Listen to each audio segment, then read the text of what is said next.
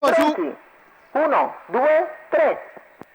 Buono il segnale con la velocità di Ciclone TAV che va subito a condurre. Ha rotto invece Cupido GSO. Numero 4 Cupido GSO squalificato. E quindi sulla curva il favorito Ciclone TAV conduce. In seconda posizione dovrebbe essere 01 MMG che precede Alvaro, poi Corcovado.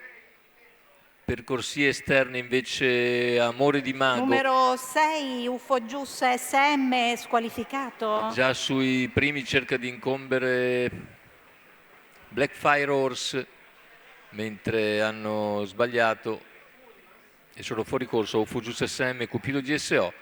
Se ne sono andati intanto i primi 600 metri di gara, completati nell'ordine del 47 e 1. In vantaggio dunque Ciclone TAV, 01 MMG in seconda posizione. Per corsie esterne c'è Amore di Mago, alla corda Alvaro, poi Corcovado,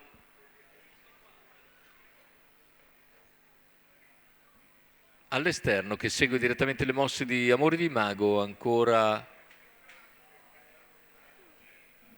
Countdown sì, e via via tutti gli altri. Intanto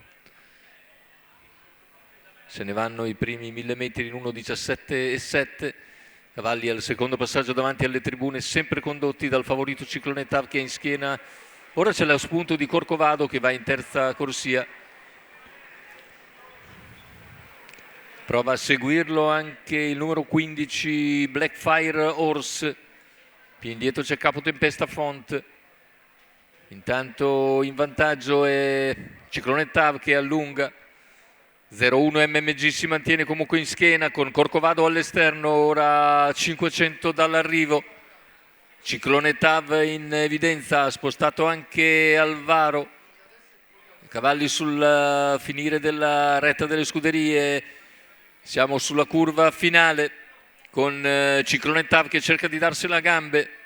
01 in seconda posizione, poi Corcovado. Numero 15 anche Alvaro cerca di avanzare. Siamo intanto in retta d'arrivo con Ciclone TAV nettamente in vantaggio, inseguito da 01 MMG, mentre a centropista scatta anche Alvaro. Finale con Ciclone TAV che vince, secondo posto per 01 MMG, al terzo chiude ancora Alvaro precedendo Corcovado e quindi Beverly Trio. 1:15,5 ragguaglio conclusivo, 29,2 chiudere, 28,8 il penultimo quarto. Anche qui una bella chiusa in 58 netti per Ciclone TAV che Antonio Di Nardo porta alla vittoria per conto di Andrea Bigliardi.